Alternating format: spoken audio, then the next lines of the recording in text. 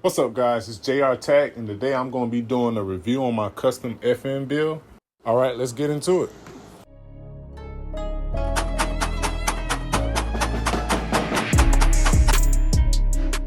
As you can see, this is the FNS9C. I've had it for, I want to say, maybe at least 6 or 7 years now. What made me come up with the decision to customize it, not typically normal. I would customize an FN. I've had this gun for so long and it ran so good for me.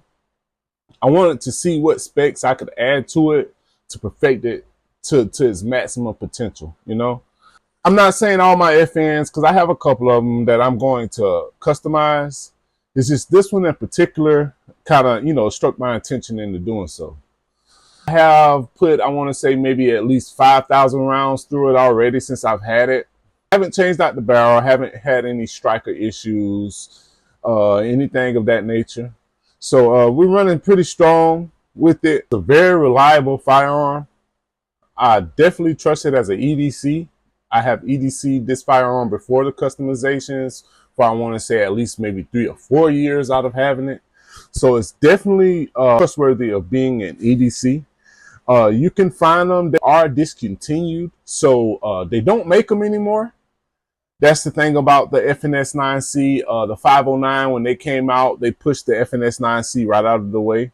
So they don't make them anymore, but you can search around and you can find them online, and you can find them at your local gun shop. You can find them used, you can find them new still. It really depends on where you get it from.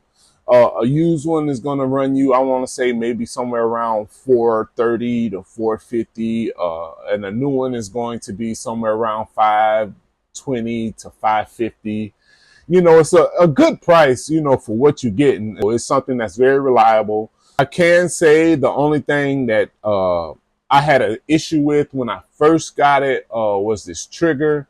And with the trigger already being broken in, there is no rush for me on apexing it. This firearm is clear. I'm going to go ahead and show you guys the reset on it. Okay, so you got a good take up. It's not spongy anymore. It gets to that wall and it breaks. And let's check this reset. It doesn't go out too far. Ready again. Reset. So it's not bad for an EDC at that, because typically with the EDC, you don't want a real light trigger for your EDC. You kind of want that trigger to have a little weight to it. Like the trigger pull on it now is much better than what it was when I first got it. When I first got it, I was immediately ready to change out the trigger, but I'm glad I stuck with it, got some rounds through it, and was able to change my thoughts on that. I decided to go with the Olight Balder Mini. It has the flash, and you flash and beam, and the beam. So it has 3 different settings. I know a lot of people have a lot to say about Olight, but I have not one bad thing to say about them, man. I'm gonna be honest with you. I have had this light right here for almost maybe 6 years, and this is how it operates still to this day. Great light. It recharges. I can't say not one thing bad about it. I got a review coming soon for the PL Turbo against the Streamlight HL1, so stay tuned for that. Okay, let's talk about what I've done to it. So I have changed out the iron sights that was on there. I went with the Trijicon HD night sights. I went that direction so I could have a little more room so I could mill this red dot on there, because this gun didn't come red dot ready, red dot accessible. Also went with the Holosun 407K, because in order to put a red dot on this firearm, it has to be a micro red dot. You can't just put any type of red dot on here. You have to put one of the micro red dots that they have out, and there's plenty of options. Holosun isn't your only option that they have out there for it.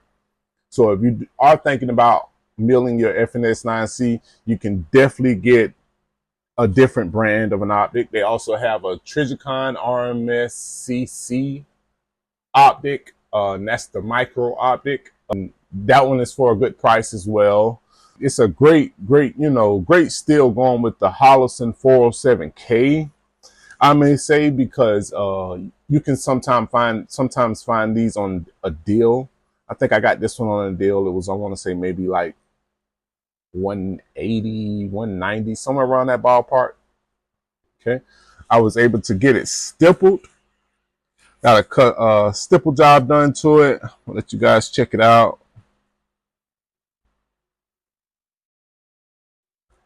It really helps with that purchase I get onto the firearm, I must be honest. I also got the mag sleeve stippled as well. I also was able to get it Cerakoted. This gun came in the FDE version. This is the FDE version of the FNS9C. I was able to get it Cerakoted. I went towards my logo color schemes. I wasn't looking for all the white, I must be honest, but I am happy how it turned out. I can't complain, you know. I was able to get my logo lasered into the slide. Also was able to get my logo lasered into the top of the slide as well. So for the most part, man, I'm happy on how it turned out. This firearm did come with 3 different magazine options. You have a 10-round magazine, you have a 12-round magazine, then you have a 17-round magazine. You get the 12-round Cerakoted, goes in there perfect, drops out perfect. I also have the 24-round.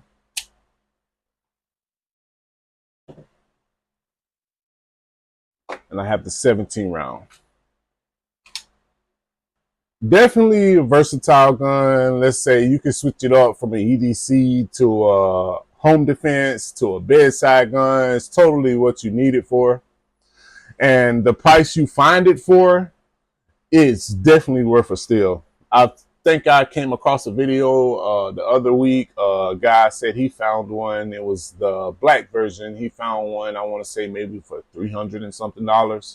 And that's true. You can, there's certain places, you know, online as well. You can stumble upon them, like, you know, for cheap. And when you find them like that, it's a steal. FNS9C, it is built different from the 509 and the other FNs that they are coming out with.